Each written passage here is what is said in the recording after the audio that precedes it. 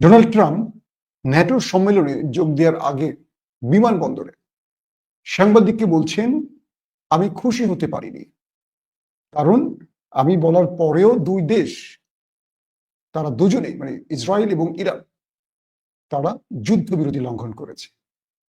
সবচেয়ে বেশি রাগ প্রকাশ করেছেন তিনি বেনিয়ামিন নেতানিয়াহুর উপরে। বলেছেন তিনি বিশ্বাসঘাতকতা করেছেন। অর্থাৎ তিনি নিজে আমাকে বলেছিলেন যুদ্ধবিরতির কথা, যুদ্ধবিরতির প্রস্তাব আমি তুলে দিলাম কাতারের কাছে, কাতারের মাধ্যমে ইরান রাজি হলো, তারপরও তিনি নির্ধারিত সময়ের পর ইরানে আক্রমণ করেছে। কে বলছেন? Donald Trump. কাকে নিয়ে? নেতানিয়াহুকে নিয়ে। তারপর বললেন ইরানও সীমা লঙ্ঘন করেছে, অর্থাৎ ইরানও পাল্টা আক্রমণ করেছে। তো এই ব্যাপারটি নিয়ে ডোনাল্ড ট্রাম্প মোটেও খুশি নন।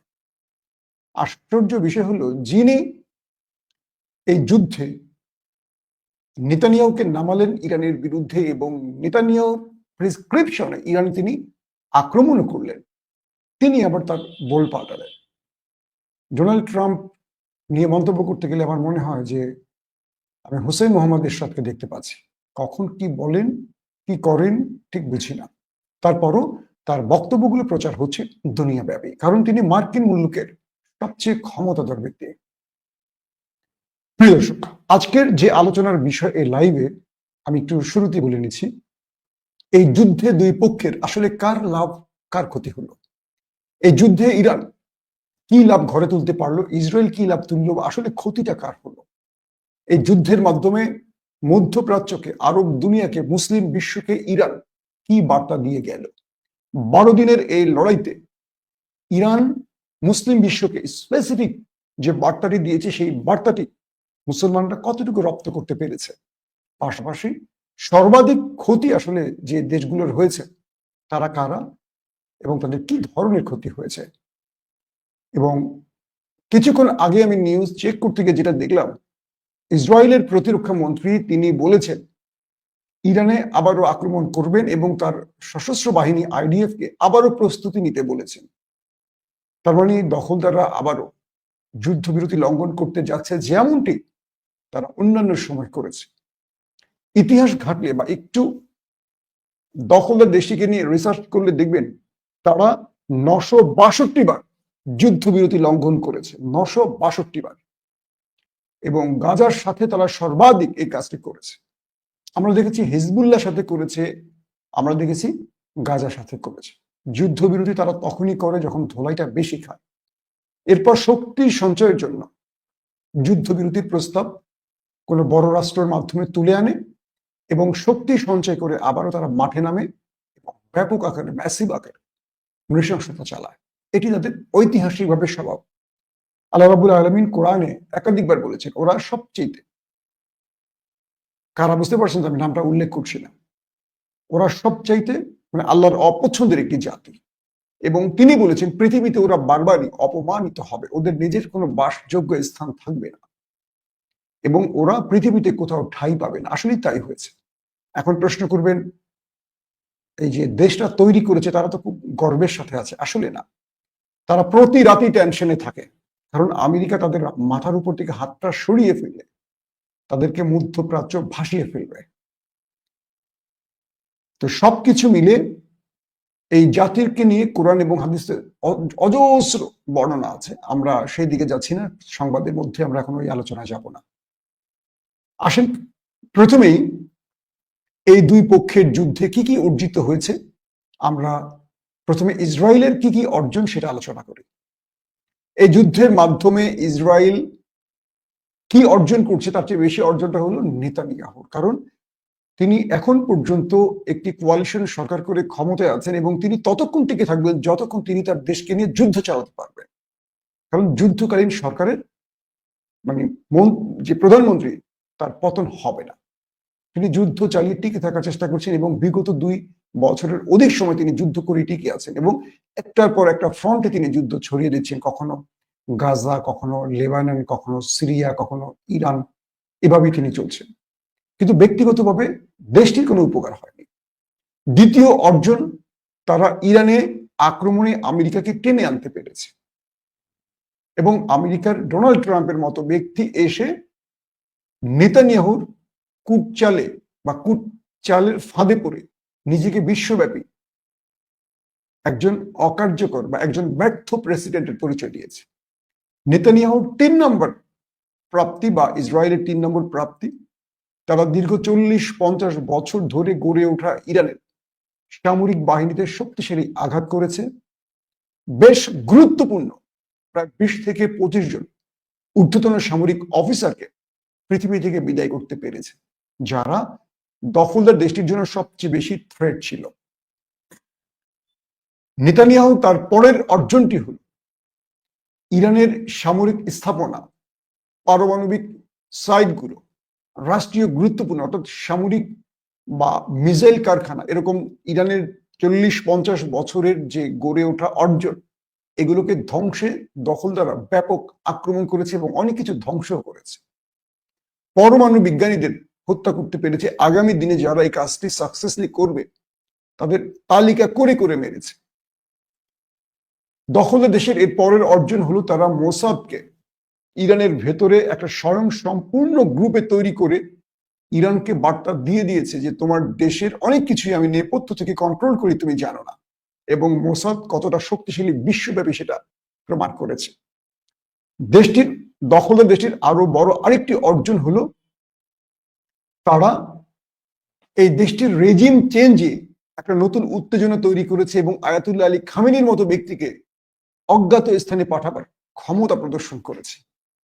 এবং পুরো পৃথিবীতে নেতানিয়াহু বুঝিয়ে দিয়েছে যে আমরা চাইলে আমেরিকা আমাদের এক ইশারায়, অর্থাৎ আমেরিকার মতো বৃহৎ শক্তিকেও নাকে দড়ি দিয়ে আমরা মাঠে নামিয়ে আনতে পারি, সেই শক্তি আমাদের আছে। আমি লম্বা করবো না তালিকা, এরকম অনেকগুলো তালিকা আছে। নেতানিয়াহুর ব্যর্থতা কি এই যুদ্ধে, তারপর আমি ইরানে আসব। নেতানিয়াহুর ব্যর্থতা হলো এই যুদ্ধে তিনি আসলে কিছু অর্জন করতে পারেননি। 12 দিন যুদ্ধ করে তিনি দখলদার দেশটির 40-50 বছরের ইতিহাসের সবচেয়ে বড় ভাগাড়ে পরিণত করেছে। অর্থাৎ এই দেশটি সৃষ্টির পর, আরব ইসরায়েল যুদ্ধের পর আরব ইসরায়েলে এরকম কিছু হয়নি। এই দখলদার দেশটিকে টাচ করার সাহস পৃথিবীর কারো হয়নি, পৃথিবীর কারো হয়নি। চোখ টাচ করবে কি, চোখ তুলে তাকাবারও সাহস হয়নি। কিন্তু এবার নেতানিয়াহু তার দেশটাকে ভাগাড়ে পরিণত করেছেন, ধোলাইখাল বানিয়ে ফেলেছেন। এমন মার খেয়েছে দেশটা, তার রাজধানী, তার বাণিজ্যিক নগরী, তার রাষ্ট্রীয় সেনা ঘাঁটি, বিমান ঘাঁটি, কি বলে আকাশ প্রতিরক্ষা সিস্টেম, তার অস্ত্রাগার, তার পাওয়ার প্ল্যান্ট, জ্বালানির শোধনাগার, মোসাদ হেডকোয়ার্টার, প্রতিরক্ষা দপ্তর, তার বায়োলজিক্যাল যে রিসার্চ সেন্টার, মানে তার মূল্যবান গোপনীয় প্রকাশক আর গোপনীয় সকল স্থানে ইরানের আঘাত পড়েছে, যার কারণে তারা কয়েক যুগের জন্য পিছিয়ে যাবে। এই জিনিসগুলো আবার রিমেক করা বা আবার নতুন করে তৈরি করতে তাদের বহু সময় লেগে যাবে। তাদের সৃষ্টি বা তাদের অনেক দীর্ঘদিনের প্রচেষ্টা বা তাদের দীর্ঘদিনের সাধনায় তারা যা যা করেছে অনেক কিছু ইরান ধ্বংস করে দিয়েছে। এবং নেতানিয়াহুর জন্য সবচেয়ে বড় টেনশন বা পরাজয় হলো পৃথিবী এখন দখলদারদের দিকে চোখ রাঙিয়ে তাকাবে। এতদিন তো চোখ তুলি তাকায়নি, এখন চোখ রাঙিয়ে তাকাবে। কারণ ইরানের চেয়েও শক্তিশালী দেশ আছে, তারা বুঝে গেছে আসলে তারা যতটা আওয়াজ করেছে তারা তত বড় কিছু না, তাদেরকে চেপে ধরা যায়। এবং তাদের গর্বের আকাশ প্রতিরক্ষা সিস্টেম, তাদের মিসাইল, তাদের F-35, F-16 সহ এই যে থার্ড আয়রন ডোম, প্যাট্রিয়ট, নানান রকম তারা যে গল্প কাহিনী এতদিন বিশ্বকে বলেছিল, এখন বোঝা গেছে যে এই সব কিছু ব্যর্থ হতে পারে বা হওয়া সম্ভব। ইরান সবকিছুকে বোকা বানিয়েছে, ব্যর্থ করেছে এবং তাদের প্রযুক্তি নিয়ে আগডুম বাগডুম গুলো এখন পৃথিবীর কাছে কি বলবো ইউজ টিস্যুর মতো পড়ে যাচ্ছে। আয়রন ডোম বোকা হয়ে গেছে, থার্ড বোকা হয়ে গেছে, প্যাট্রিয়ট বলি, অ্যারো বলি, ডেভিড স্লিমিং বলি, সবকিছু ব্যর্থ হয়েছে ইরানের আঘাতের কাছে। এবং সবচেয়ে বড় কথা, এই দেশটির জনগণ মনে করত পৃথিবীর সবচেয়ে আরামের জায়গা, নিরাপদ জায়গা এই দেশটি। আর সেই দেশ থেকে লাখো লাখো মানুষ অর্ধেক কাপড় পরে, কেউ জাইঙ্গা পরে, কেউ শর্ট প্যান্ট পরে, কেউ গায়ে একটা গেঞ্জি গায়ে দিয়ে উঠে পড়ে পালিয়েছে গ্রিস, সাইপ্রাসের মতো জায়গায়। বাঁচার জন্য তারা দিনের পর দিন বাংকারে থেকেছে, যারা আরাম আয়েসে তাদের দিন কাটিয়েছে। তারা নির্ঘুম কাটিয়েছে বিগত অনেকটা দিন। খাওয়া দাওয়া সবকিছু ফেলে তাদের পুরো অহংকারটাকে ঝাঁকিয়ে দিয়ে গেছে ইরান। এটা পৃথিবীর কেউ কল্পনা করেনি যেটা ইরান করেছে। আমি এই ফিরিস্তিটা আরো লম্বা করতে চাই না, ইরানের বিষয়টা আসে, এগুলো নিয়ে ধারাবাহিক কথা বলবো ইনশাআল্লাহ। ইরানের পরাজয় কি আগে বলি, আর ইরানের বিজয়ের কি সেটা বলবো, তবে দুই দেশের মধ্যে কে বিজয়ী সেটাও বলবো। ইরানের এই লড়াইতে ইরানের দুর্বলতা যেটা প্রমাণ হলো, আমি বিশ্বাস করি এই দুর্বলতা ইরানের জন্য খুব প্রয়োজন ছিল, এবং ইরানের দুর্বলতাগুলোকে কাটাবার জন্য এখন থেকে আবার আগামী দিনে কাজগুলো করতে পারবে, মানে দুর্বলতাকে দূর করার জন্য একটু বেশি বেশি ভিটামিন খেতে হবে। তো ইরানের প্রথম যে দুর্বলতা, ইরান এতদিন তারা যে ইসরায়েলের মতো আগডুম বাগডুম বলতো, তাদের যুদ্ধ বিমান এটা, তাদের মিসাইল এটা, তাদের ওইটা এটা, অনেক কিছু তারা বলতো, এবং শত্রুকে মোকাবেলা করতে তাদের আকাশ প্রতিরক্ষা সিস্টেমের এই লেভেল আছে। আমরা অনেকেই খবর দিয়েছি যে রাশিয়ার অনেক উন্নত অস্ত্র ইরানের কাছে আছে, কারণ ইরান এভাবেই প্রচার করেছিল। এই যুদ্ধে দেখলাম ইরানের শক্তিশালী কোনো আকাশ প্রতিরক্ষা সিস্টেম নেই, যেটি এই আধুনিক ইলেকট্রনিক্স ওয়ারফেয়ারে বা প্রযুক্তির যুদ্ধে খুবই ইম্পর্টেন্ট আকাশ প্রতিরক্ষা সিস্টেম, এটি ইরানের খুবই দুর্বল। ইরানের দ্বিতীয় দুর্বলতা, ইরানের ভেতরে এত শত্রুর এজেন্ট, এটা ইরান আগে টের পায়নি। ইরান সারা জীবন তার ব্যর্থতাগুলোকে গোপন করত, যেমন ইব্রাহিম রাইসি এবং আমির আবদুল্লাহিয়ান, একজন প্রেসিডেন্ট একজন পররাষ্ট্রমন্ত্রী, হেলিকপ্টার দুর্ঘটনায় মারা গেছে, পুরো পৃথিবী জানে এই কাজটি মোসাদ করেছে, কিন্তু ইরান গোপন করেছে, বলেছে যান্ত্রিক ত্রুটির কারণে হেলিকপ্টার বিধ্বস্ত হয়েছে।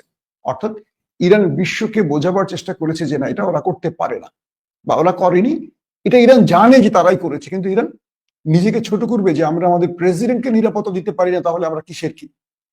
তাদের ইজ্জত রক্ষার্থে ইরান বিষয়টি গোপন করেছে। তো এরকম অনেক জায়গায় ইরান গোপন করে নিজের সম্মান বাঁচাবার চেষ্টা করেছে, কিন্তু ইরানের প্রেসিডেন্টের ঘর পর্যন্ত চলে গেছে মোসাদ, সেটিও প্রমাণ হয়েছে। দ্বিতীয়ত, প্রথম দিন দখলদারদের প্রথম আক্রমণে একযোগে কয়েক ডজন রাষ্ট্রের গুরুত্বপূর্ণ হাই অফিসিয়াল শহীদ হয়েছে। সেনা প্রধান, আইআরজিসি প্রধান, গোয়েন্দা প্রধান, মানে পরমাণু বিজ্ঞানীদের এবং সবচেয়ে গুরুত্বপূর্ণ টপ লেভেলের জেনারেলরা একে একে মারা পড়েছে।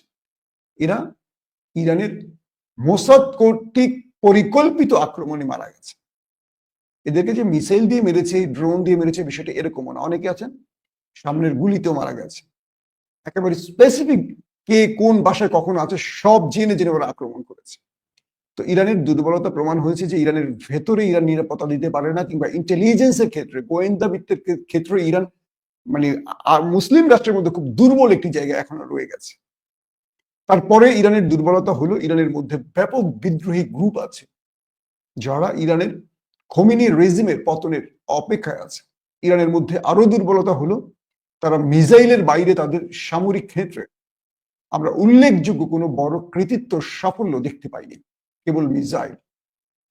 এবং এ পর্যন্ত একদম যুদ্ধের শেষ দিন, মানে আজকে যে যুদ্ধবিরতি হলো, আজকেও পরমাণু বিজ্ঞানী তার পরিবার সহ মেরে ফেলেছে ইরান।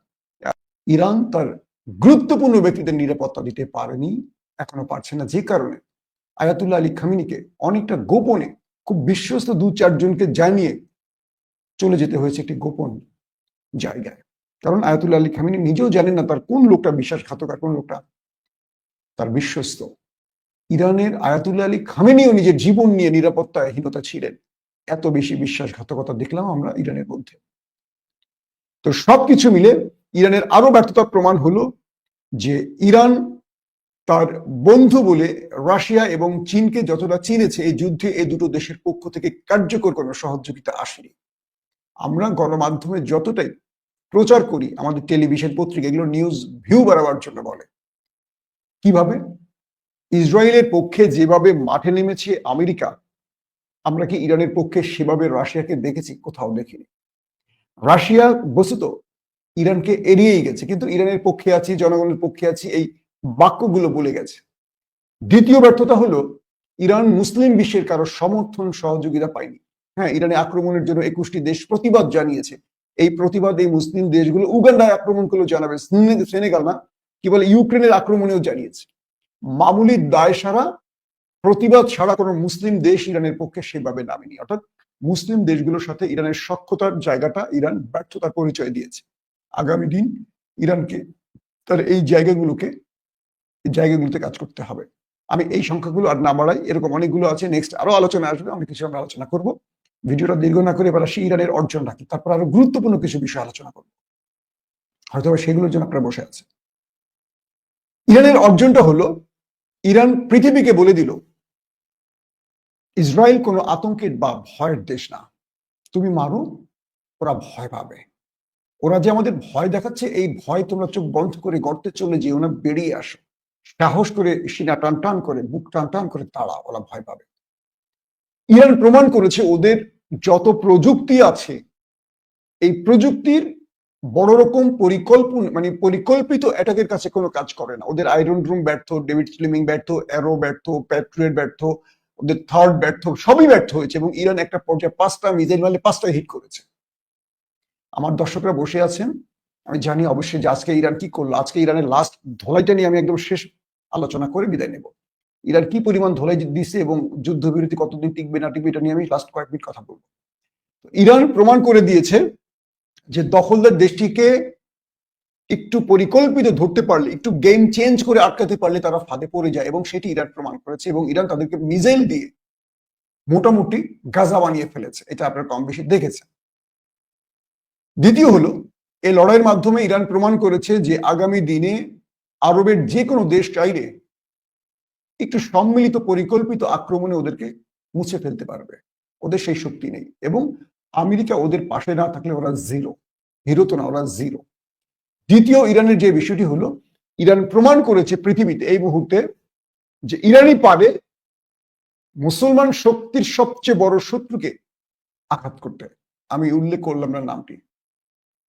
তৃতীয়, আমেরিকা এবং দখলদার দুটো দেশের সঙ্গে একা লড়াই করার যে সক্ষমতা, সাহস, ইরান সেটা পৃথিবীকে দেখিয়েছে। এখন থেকে ইরানের বিরুদ্ধে বিশ্ব শক্তি যে কেউ আঘাত করতে গেলে চিন্তা করতে হবে যে এরা ভয় পায় না, এরা ভয় পাওয়ার জাতি না, এরা পিছু হটার জাতি না।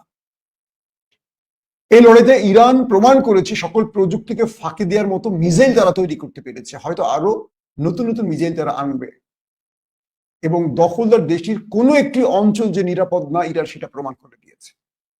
তারপরে ইরানের আরো বড় অর্জন হলো, ইরান তার পারমাণবিক প্রকল্প বা নিউক্লিয়ার সাইটগুলো এত গোপনীয়তা বা এত কি বলবো সুরক্ষিত করে তৈরি করেছে যে পৃথিবীর সবচেয়ে ভয়ঙ্কর বাংকার ব্লাস্টার টোমাহক দিয়েও সেখানে পৌঁছতে পারেনি আমেরিকা। তার মানে ইরানের পারমাণবিক প্রযুক্তিতে এত আক্রমণ, দখলদার এবং বিশ্ব মোড়লরা সম্মিলিত এত বোমা মারার পরও কিচ্ছু করতে পারেনি।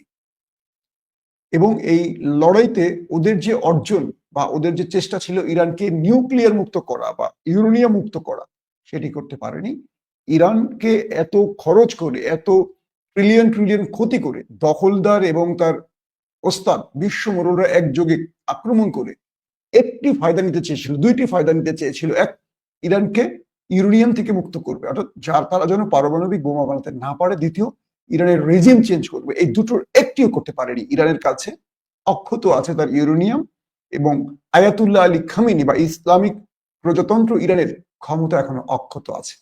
তার মানে দখলদারদের এই দুটো টার্গেটকে ইরান ব্যর্থ প্রমাণ করতে পেরেছে।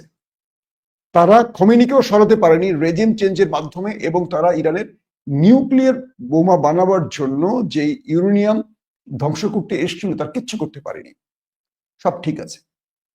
এখন যে বিষয়টি হলো যে ইরান এই আক্রমণে আরো কিছু জায়গা প্রমাণ করলো, কাতারের মার্কিন বেজ, ইরাকের বেজ, সিরিয়াতে আক্রমণ করে, যে আমেরিকাকে আক্রমণ করার দুঃসাহস মুসলিম দেশের কারো আছে, এবং আগামী দিনে এখান থেকে অন্যান্য মুসলিম দেশ কিছু শিক্ষা নেবে। দর্শক, এবার আসছি লাস্ট এইটুতে।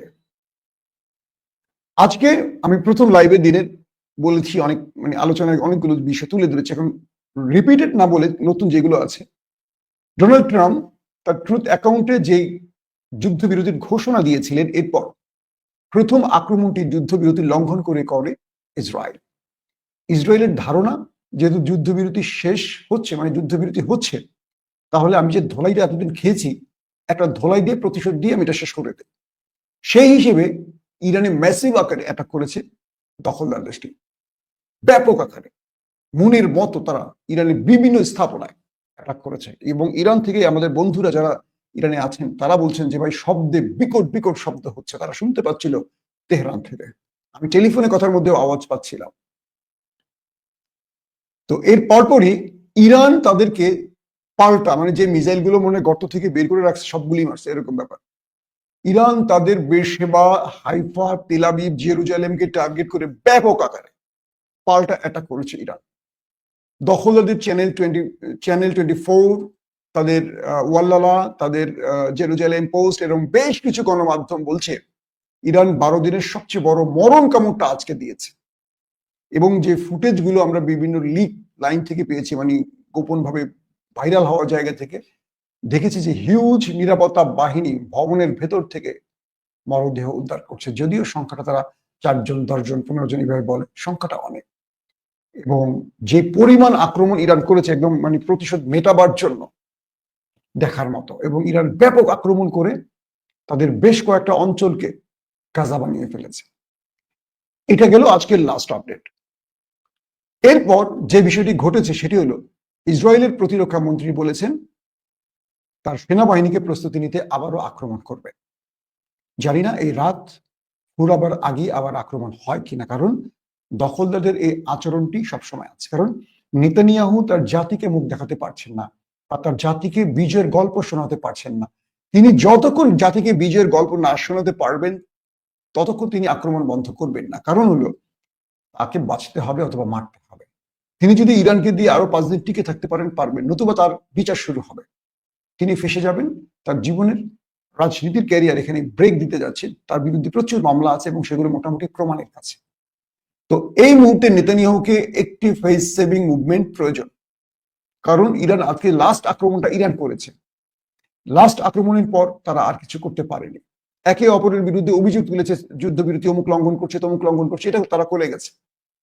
ইরান বলেছে যদি দখলদাররা আর আক্রমণ না করে আমরা ব্রেক দিলাম। কিন্তু দখলদাররা যদি আমাদের উপর এবার আক্রমণ করে তাদের খবর আছে। এখন আসলে করণীয়টা কি দুই দেশের? এই যুদ্ধবিরতিটা ইরানের জন্য প্রয়োজন ছিল। যুদ্ধবিরতিটা নিয়ে আমি কিন্তু আগে বলেছি, যুদ্ধবিরতির প্রস্তাবটা ইসরায়েল প্রথম দিয়েছে ডোনাল্ড ট্রাম্পকে, যে দাদা প্রচুর ধোলাই খাইছি, টিকে থাকতে পারছি না, আমার সিস্টেমগুলো অকেজো হয়ে গেছে, এখন ইরানের কোনো মিসাইল আর ইন্টারসেপ্ট করতে পারি না, সেভাবে একটা বাঁচার রাস্তা করে দাও। মিস্টার দাদা ফোন দিলেন কাতারের আমির Sheikh Tamim bin Hamad Al থানির কাছে এবং তিনি ইরানের সাথে আলোচনা করলেন। মাসুদ পেজেশকিয়ান বা তাদের সাথে কথা বলেন, সেটা আয়াতুল্লাহ আলী খামেনির কাছে গেল। যেহেতু ইরানও দেখলো যে তাদের অনেকগুলো গুরুত্বপূর্ণ ব্যক্তি মারা গেছে, অনেক জায়গায় আক্রমণ হয়েছে, ইরানের একটু রেস্ট নেওয়া লাগবে। কারণ ইরান প্রথম দিনই ভেঙে চুরমার হয়ে গিয়েছে, সেখান থেকে ইরান ঘুরে দাঁড়িয়েছে। এটা বিশাল একটা সাহসিকতার ব্যাপার, এটা অনেকেই পারে না। ইরানও বলছে যদি ওরা আক্রমণ না করে আমরা ক্ষান্ত দেব। এখন যে পরিস্থিতিটা হলো, ইরান যুদ্ধবিরতিতে গেলেও ইরান প্রস্তুত আক্রমণ করলে যেন আধা ঘন্টা না 10 মিনিটের মধ্যে রিটালিয়েট করা যায়, পাল্টা আক্রমণ করা যায়। এবং ইরানের সর্বোচ্চ মানে যে বাহিনীটি আক্রমণ করেছে আইআরজিসি, বিপ্লবী গার্ড বাহিনী, তাদের কমান্ডাররা বলেছেন আমরা চোখ রাখছি, আমরা ঘুমিয়ে নেই, জেগে আছি। তার মানে আক্রমণ হওয়ার সঙ্গে সঙ্গে তারা পাল্টা জবাব দেবে। কিন্তু ইসরায়েল একটা আক্রমণ করবে, এই যুদ্ধবিরতিটা লঙ্ঘন ইসরায়েল করবে, এটা আমার বিশ্বাস। যদি ডোনাল্ড ট্রাম্প খুব শক্তভাবে চাপ দেয় যে বদমাইশ তুই যদি আরেকবার ইরানে বোমা মারস তাহলে তোরে আমি খাইছি, আর যদি ডোনাল্ড ট্রাম্প এই ব্যাপারে একটু ছাড় দেয় যে তুই একটু ধোলাই বেশি খাইছস তাহলে আরেকটা মেরা দেখ, হয়তো সাহস করবে। এখন দেখার বিষয়, কারণ ডোনাল্ড ট্রাম্প বলছে ইরানে আর বোমা ফেলো না, এটা ডোনাল্ড ট্রাম্প এরকম একটি শব্দ বলেছে। তো সবকিছু মিলে পরিস্থিতি বলে দিচ্ছে আপাতত যুদ্ধবিরতিতে চলছে, কিন্তু উত্তেজনা আছে, এখনো উত্তেজনা আছে। আমি জানি না এই লাইভটি শেষ করার পর কোন খবর পাবো, তবে আমরা দোয়া করি এখানে যেন শেষ হয়। কারণ ইরানে প্রায় 600-র উপর মানুষ মারা গেছে সব মিলে। দখলদারদের হিসেবটা আসেনি, 24-50 জন কি 24 জন 30 জন, এই ব্লাব উল্টাপাল্টা বলে। এই সংখ্যাটা ইরানের চেয়ে কম না, বেশি হবে আমি বিশ্বাস করি। কারণ ইরানের যে আক্রমণ দেখেছি, এতে করে ওরা সংখ্যাটা কখনো প্রকৃত সংখ্যাটা বলবে না। তো যদি আমি এখন শেষ ইন্টুতে বলি, লাভ আসলে কার? এখানে ইরানের একটি ক্ষতি হয়েছে, ইরান তার বিখ্যাত কিছু মানুষকে হারিয়েছেন, সেনাবাহিনী, পরমাণু বিজ্ঞানী, আর বাকি সবটা ইরানের লাভ। সেটা কি? দখলদার দেশটি সকল ফাঁক ফোকর দুর্বলতা খুঁজে বের করে দিয়েছে এবং দখলদারদেরকে বুঝিয়ে দিয়েছে, মার্কিন মূল্যকে বুঝিয়ে দিয়েছে, আমাকে আঘাত করার আগে এবার 100 বার ভেবো। আমি ছেড়ে কথা বলবো না। তার মানে আগামী দিনে যদি ইরানের পাশে কোনো মুসলিম দেশ দাঁড়িয়ে পড়ে তাহলে খেলাটা জমে উঠবে। আর ইরানকে মনে রাখতে হবে, রাশিয়া চীনকে রাখেন পাশে, কিন্তু কিছু শক্তিশালী বন্ধু রাষ্ট্র, মুসলিম রাষ্ট্রকে বানাতে হবে যারা ইসরায়েলের পাশে আমেরিকার মতো দৌড়ে আসতে পারে। ওই ধরি মাছ নাচুই পানি এই টাইপের বন্ধু দিয়ে আসলে কিছু হয় না। ইরান তার বন্ধুর তালিকাটাকে একটু রিফ্রেশ করা এখন খুব জরুরি। প্রত্যেকে ভালো থাকবেন। আল্লাহ হাফেজ।